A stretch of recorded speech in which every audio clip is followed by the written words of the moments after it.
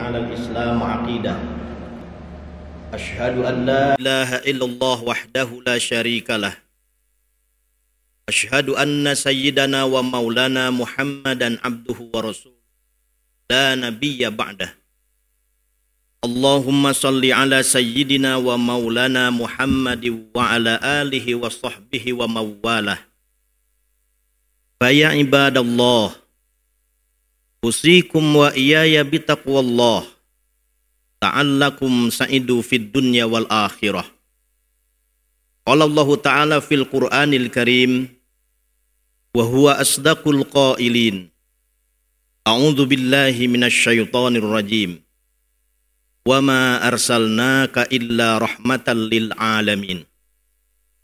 Hadirin sidang Jum'ah yang sama-sama mengharap ridho Allah Subhanahu wa Ta'ala. Mengawali khutbah ini, khatib berwasiat untuk pribadi serta seluruh jamaah sidang Jum'ah untuk sama-sama meningkatkan kualitas takwa kehadrat Allah Azza wa Jalla. Karena takwa merupakan mustika yang paling indah di dalam menghiasi hidup dan kehidupan kita. Takwa sebagai ajimat penyelamat dari segala kesesatan dunia dan akhirat. Maka berbekalah, dan sebaik-baiknya bekal adalah takwa. Setiap pribadi kita, baik pribadi, keluarga, masyarakat, ataupun umat, ingin menjadi umat yang terbaik. Apalagi Islam, yang sudah teruji dan terbukti, ya'lu wala yu'la alaih. Tetapi harapan itu nampak laksana api jauh dari panggang. Setidaknya kesimpulan itu dirasakan oleh Syekh Basuni Imron, imam besar untuk kerajaan Sambas di Nusantara ini. Beliau mencermati, mengamati, dan mempertanyakan pada era Perang Dunia Kedua itu, mengapa umat Islam menjadi umat yang tertinggal, umat yang terbelakang, bahkan terjajah oleh umat dan bangsa lain yang notabene tidak mayoritas beragama Islam. Nampaknya beliau tidak menemukan jawabannya secara pribadi yang memuaskan. Berkirim suratlah ke Mesir, diterima oleh Syekh Rasid Ridho sebagai redaktur majalah Al-Manar. Oleh Syekh Rasid Ridho dilanjutkan kepada ulama senior yang dikenal dengan Syekh Arsalan. Syekh Arsalan menjawabnya, dan jawaban itu kini menjadi sebuah buku kecil yang biasa dibaca oleh anak-anak didik kita. Limadha ta'akharal muslimun wa limadha taqaddama ghairuhum. Kesimpulan besar, Islam tertinggal karena meninggalkan ajarannya, sedangkan orang lain maju karena justru menjauhi, meninggalkan dan menanggalkan ajaran yang keliru yang selama ini mereka pegang. Satu di antara contoh ajaran agar menjadi umat yang terbaik, mampu bersaing dan mengalahkan umat lain itu, terdapat dalam firman Allah, Al-Quranul Karim, Surah Ali Imran, ayat 110. A'udzu billahi minasyaitonir rajim. Kuntum khaira ummatin ukhrijat linnas ta'muruna bil ma'ruf wa tanhauna 'anil munkar wa tu'minuna billah. Untuk menjadi umat yang terbaik, sedikitnya ada 4 hal yang mesti diperhatikan dan dilakukan. Yang pertama, ukhrijat linnas, menjadi subjek, menjadi fa'ilu tarikh, historical agent, menjadi pelaku perubahan, bukan penghambat perubahan ataupun objek dari sebuah perubahan. Kalau menurut logika dagang, umat yang terbelakang dan tertinggal itu ditandai dengan posisinya sebagai pembeli atau tidak bisa membeli. Sedangkan umat yang maju, mereka sebagai pembuat sebuah produk atau penjualnya. Hal ini secara sederhana dapat kita rasakan bersama. Apakah bangsa kita dan umat ini menjadi umat sebagai produser, sebagai penjual, atau pembeli, bahkan sedang terseok-seok, sudah hampir tak mampu membeli? Maka kalau kita berbicara era kekinian yang dikenal dengan digital era, digital itu adalah digitus dalam bahasa Yunani, menggambarkan 10 jari tangan manusia atau kaki manusia. Yang angka 10 itu terdiri dari angka 1 dan 0. 1 menggambarkan on dan 0 menggambarkan off. On dan off dalam kehidupan modern tidak ditentukan oleh seberapa jumlah komunitasnya. Tidak ditentukan seberapa kuat kekuatan ototnya. Tapi lebih ditentukan seberapa kuat kehebatan otaknya. Negara-negara maju meskipun berjumlah sedikit, tetapi punya kekuatan otak yang luar biasa. Sedangkan negara-negara berkembang dan negara-negara tertinggal umumnya mengalami 5 kemiskinan secara simultan, yaitu miskin ilmu, miskin metodologi, miskin ekonomi, miskin informasi, dan pada akhirnya miskin pekerti yang bisa menimbulkan permasalahan besar dan mendasar. Hadirin sedang Jum'ah rahimakumullah, maka untuk menjadi umat yang terbaik mesti berada pada posisi sebagai subjek, bukan sebagai objek dalam segala bidang dan segala hal kebaikan. Yang kedua, ta'muruna bil ma'ruf atau melakukan humanisasi. Kita sering salah kaprah dalam menerapkan, mengajak orang lain dalam arti dakwah. Biasanya ini dijadikan sebagai prioritas utama. Padahal Al-Quran menyebutnya, wal takum minkum ummatu yad'una ilal khair. Yang pertama adalah al-khair. Yang menurut para mufassir al-khair itu al-Islam. Artinya melakukan proses islamisasi. Mengislamkan orang lain yang belum Islam. Baru ta'muruna bil ma'ruf. Melakukan humanisasi. Memanusiakan manusia. Memanusiakan muslim yang sudah masuk pada barisan orang-orang Islam atau beragama. Langkah yang kedua humanisasi ini memanusiakan manusia. Kalau kita memanusiakan manusia, bisa melihat akar sejarah filsafat yang pernah kita baca, bahkan kita ajarkan. Bukankah dengan paradigma filsafat, manusia pernah punya kesimpulan, seperti dalam filsafat humanisme, manusia bisa mengatur dirinya dan mengatur alam. Dengan apa mengatur diri dan mengatur alam itu? Dengan rasionya. Maka berkembang filsafat rasionalisme, dan manusia punya hidayah. 5 hidayah itu adalah diantaranya rasio, hidayatul hawasi, hidayatul gharijah, hidayatul hawasi, hidayatul akli. Kemudian berkembang pada empirisme dan scientific method.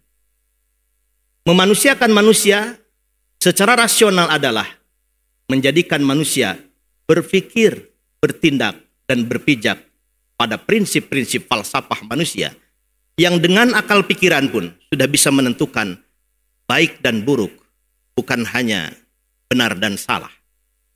Hadirin sedang Jum'ah rahimakumullah. Yang kedua, untuk menjadi umat yang terbaik adalah memanusiakan manusia.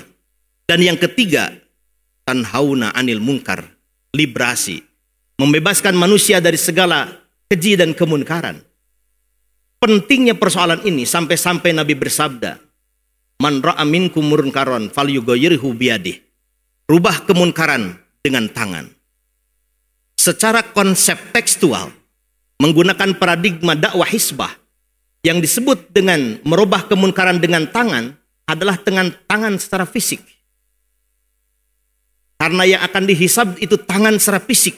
Dan kalau seluruh manusia di dunia ditanya, mana yadun, mana hand, mana tangan, akan mengacungkan tangan yang kita miliki, maka ada pendekatan merubah kemunkaran dengan tangannya. Dengan tangan secara fisik.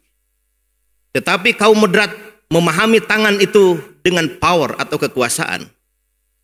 Man ra'a minkum munkaran falyughayyirhu biyadihi. Ini hanya bisa dilakukan ketika berkuasa. Maka ada yang disebut dengan structural approach, pendekatan struktural.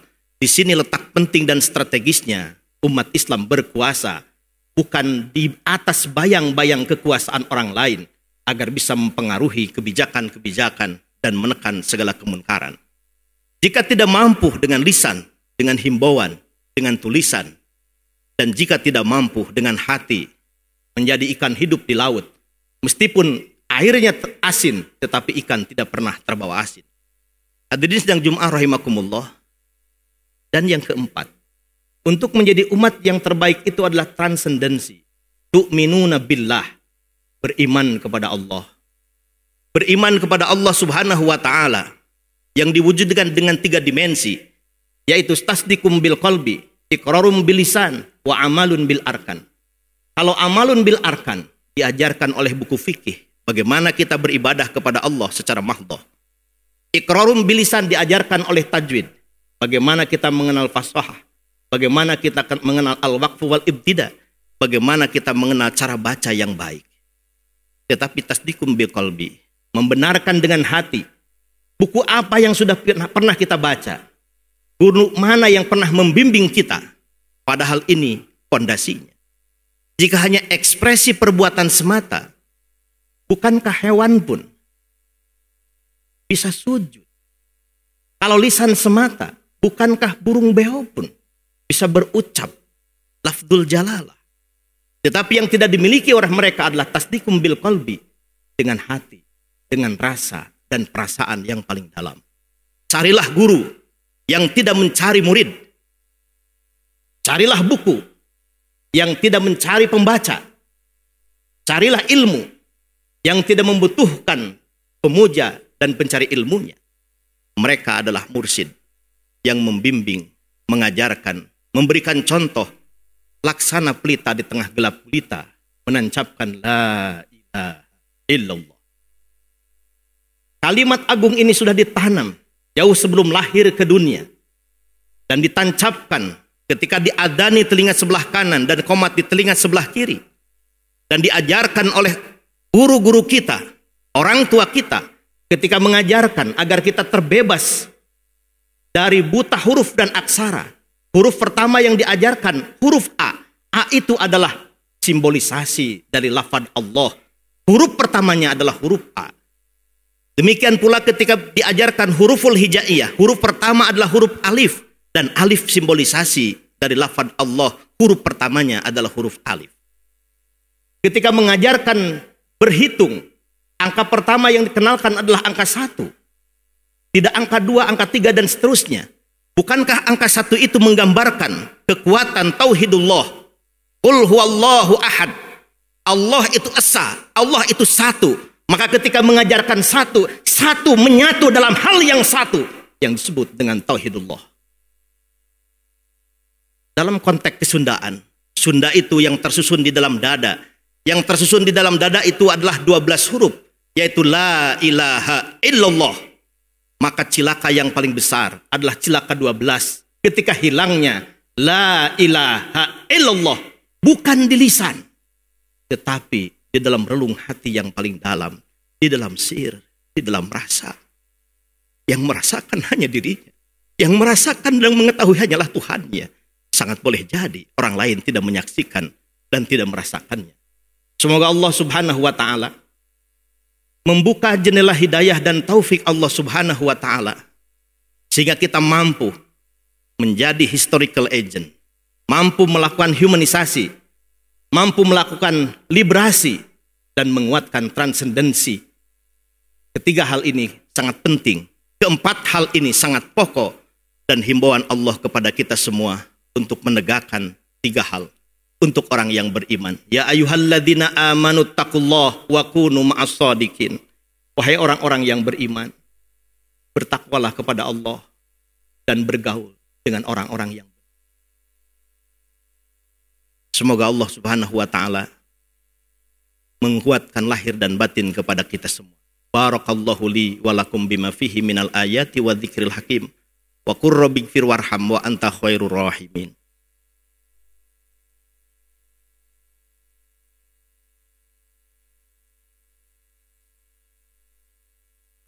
Alhamdulillahi Rabbil Alamin.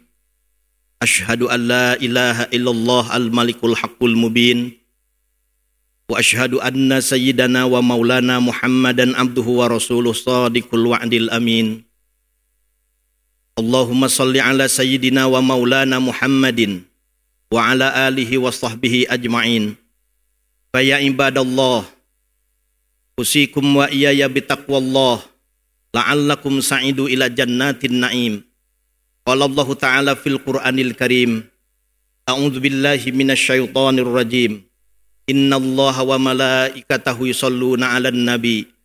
Ya ayyuhalladzina amanu shallu 'alaihi wa sallimu taslima.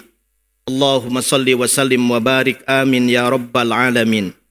Allahumma ighfir lil mu'minina wal mu'minat wal muslimina wal muslimat al-ahya'i minhum wal amwat birahmatika ya arhamar rahimin.